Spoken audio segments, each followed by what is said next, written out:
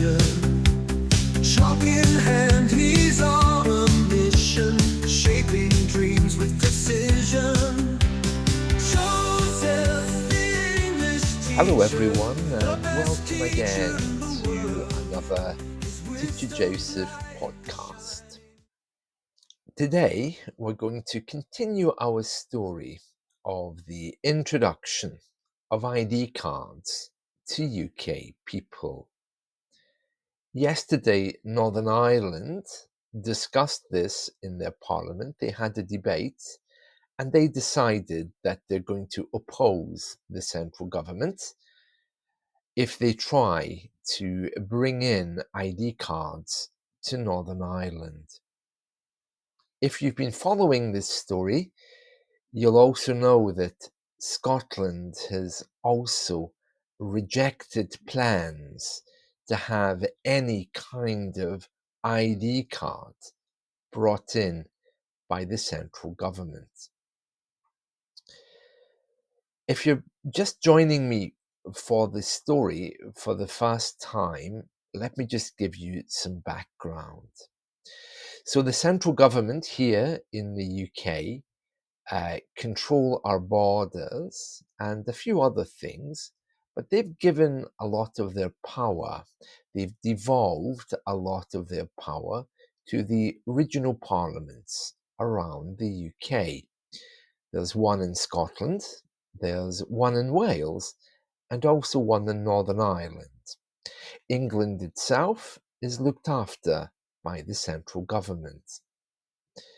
Because the central government are still controlling the borders rather than the regional governments, they're trying to bring in ID cards as an answer to immigration. So because they control the borders, that's the way they intend to bring in ID cards. Now, Scotland has already officially said, no, don't try it with us. We don't want to be called British, and we certainly don't want a British ID card. We covered that in one of our last podcasts. Yesterday in Northern Ireland, they had a debate in their parliament and they overwhelmingly agreed that they don't want ID cards.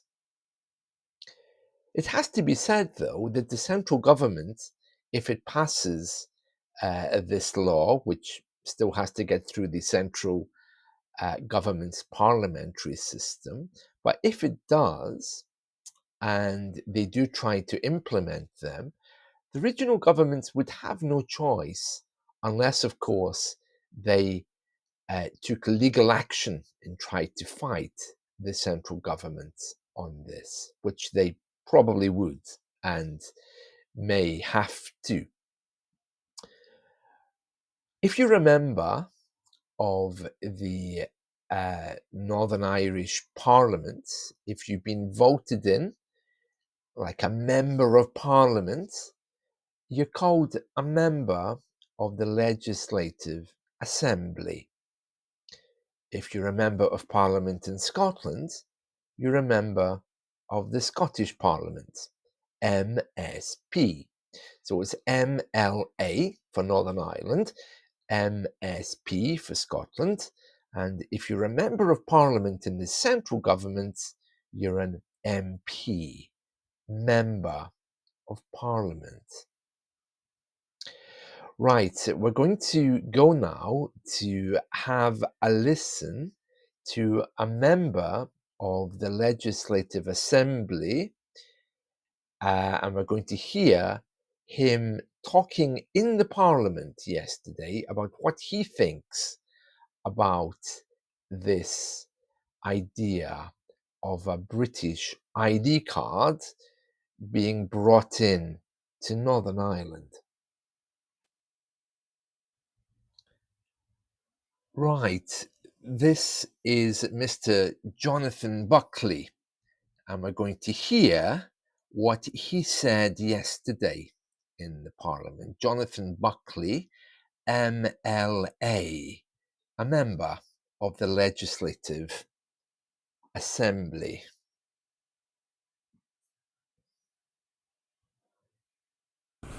Digital ID introduced under the banner of reducing and curbing illegal immigration really is quite something.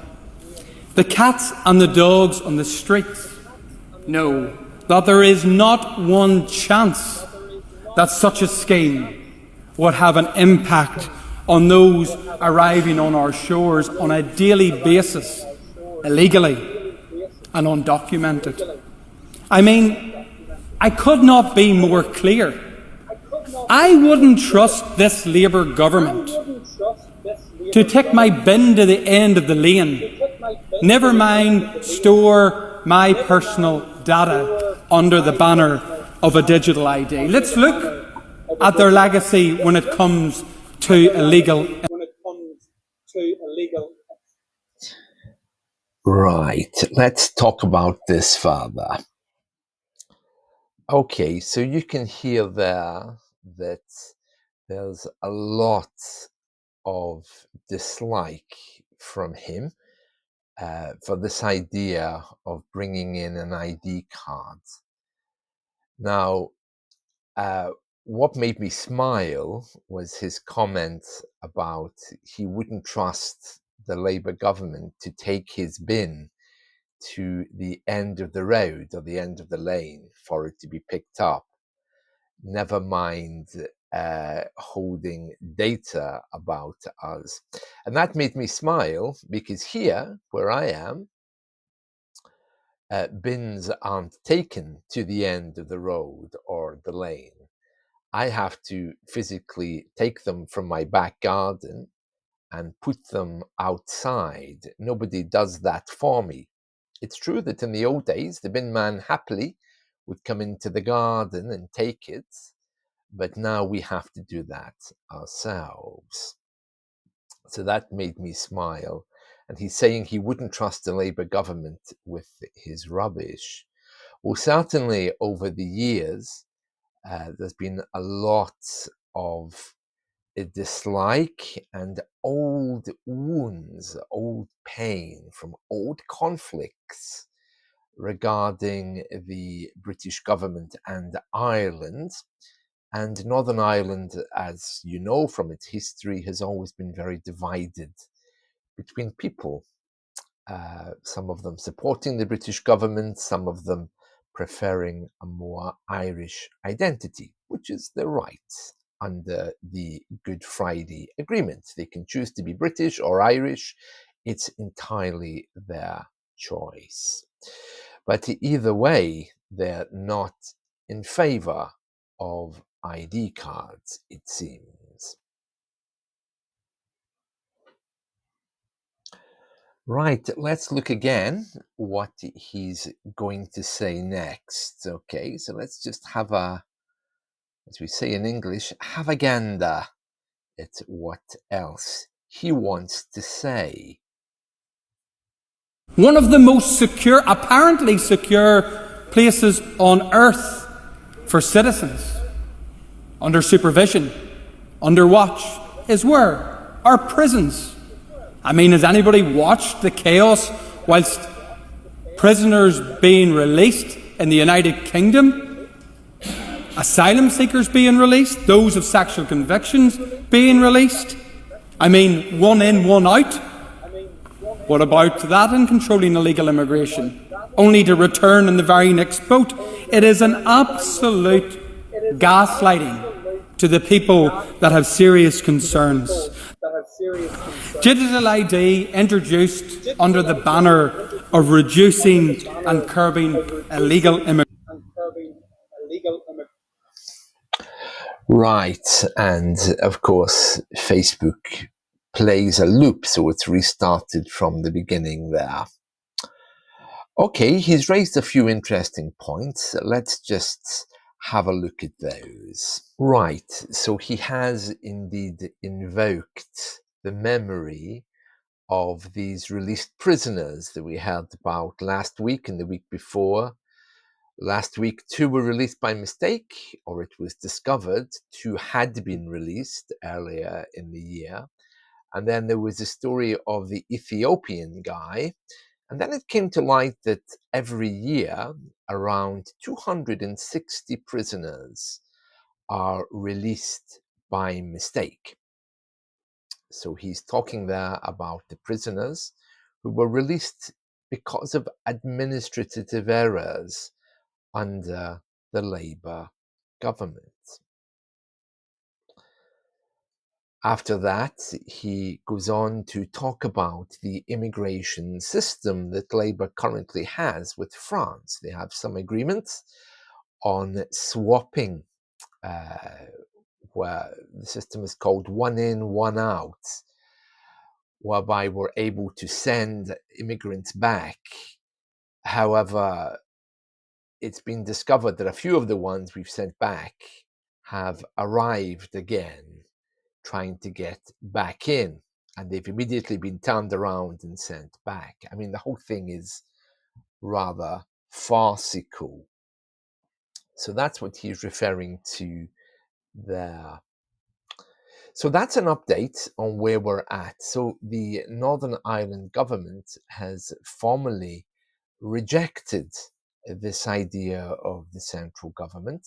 Let's just take a look at what the local newspaper had to say about that. Right, so you can see here, this is from Belfast Live, Stormont vote to oppose UK government's Brit card proposals. So this newspaper report is framed, first of all, in a very anti-British way. I say that because I'm making a reference to the Brit card. The British government have already pointed out that that's not its official name, and that's not a reason to be upset about it.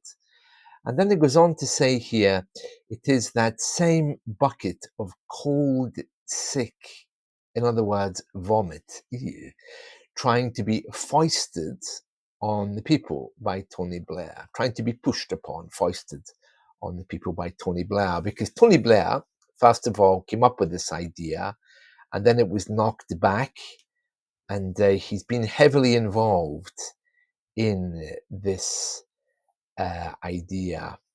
And that quote came from one MLA, a member of the Legislative Assembly. That's a member of the Northern Irish government. A lot of ads here, unfortunately. Let's try to get rid of some of those. I don't think it's possible, but yeah, here we are. MLAs have voted to oppose proposals from the UK government to introduce a digital ID. The motion, which was brought by Sinn Féin and amended, oh, they have a little spelling mistake there, and amended by the DUP. Okay, so these are the parties involved in running Northern Ireland. Sinn Féin is the party from the south, that's the Southern Irish political party, but they're involved in running the Northern Ireland Assembly, and the DUP. I think that's the other party that's involved with running Northern Ireland, expresses concern that this flawed proposal could result in the squandering of millions of pounds, so wasting of millions of pounds of public money, at a time when public services are increasingly stretched. And stresses that these plans would also jeopardize personal privacy and creates the potential for misuse of citizens' personal data, and calls on the Prime Minister to immediately withdraw plans for an ill-considered digital ID scheme in all parts of the UK. I'm just going to see if they've said anything else under here. I don't know if they have. Let's have a little look. No, they clearly haven't. Fine. Right, I'll just refresh this page. Oh, there's a little bit there. Speaking in the Assembly on Tuesday, Sinn Féin's Colm Gildernew said his party was resolutely opposed to the Brit card. This motion today will send a very clear message to the British government that this scheme isn't wanted by the majority of people here, and that they need to reflect on this harebrained scheme. First and foremost, this is an attack on the Good Friday Agreement. The Good Friday Agreement was an agreement between Britain and Ireland to try to bring about peace in Northern Ireland. The Good Friday Agreement makes it explicitly clear that citizens here in the North have the right to identify as Irish or British, or indeed both, as they so choose. The idea that Irish nationalists living in the North who carry Irish passports as a proud birthright would accept a mandatory form of ID that forces them to identify as British is absolutely ludicrous.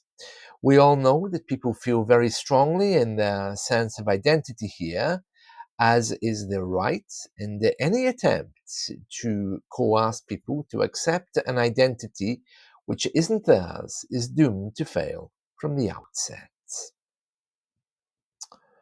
The Good Friday Agreement was designed in such a way that it would allow people to express their identity in whatever way they want, with the recognition that identity doesn't remain static and can indeed change over time.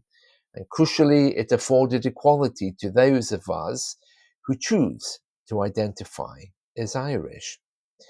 This so-called Brit card would drive a horse and cart through that inclusive and equal recognition of our many complex identities.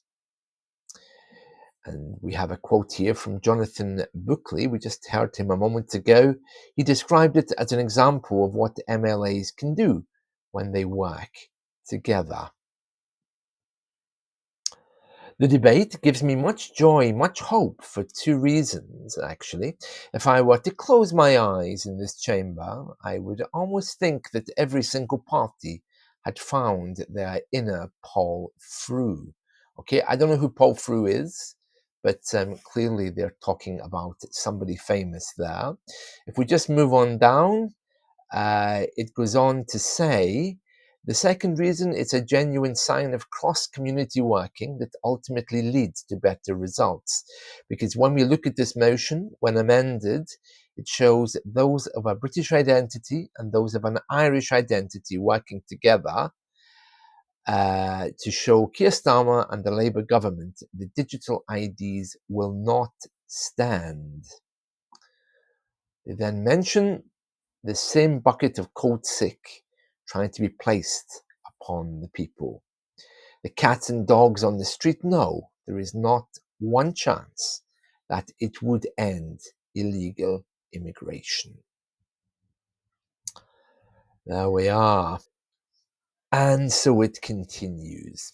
Well, according to BBC News this morning, there is an opinion within the government somewhere, I don't know exactly who's putting this forward, that Sir Keir Starmer may no longer be suitable as our Prime Minister. There is a headline which says, and I'll just show it to you now. Right, here we are. Let me just move this up so you can see the whole headline. Sir Keir Starmer. It says that Starmer will fight attempts to replace him, allies say. Friends of the Prime Minister are worried his job might be under threat, perhaps as soon as after the budget, which takes place in a fortnight. Yeah, and that's not the only headline that's going around today. Wes Streeting has urged Keir Starmer to sack whoever is briefing the media about challenges to his leadership. So he's denying plotting against the Prime Minister after leadership claims. Right, well, I don't know too much about politics, but I do know that I've been around long enough that when these rumors start surfacing, usually that means that somebody somewhere is in trouble. So how long will he survive is the question. And if he goes, this whole ID card thing could be scrapped anyway. I mean, let us not beat around the bush. Let us not be indirect about this. One of the reasons why these ID cards are so unpopular is probably because the government is so unpopular. It's not just about our histories in different parts of the UK. It is as well about political figures that aren't currently liked. So there we are. That's an update. It'll be interesting to see where that goes. And of course, I'll keep you informed.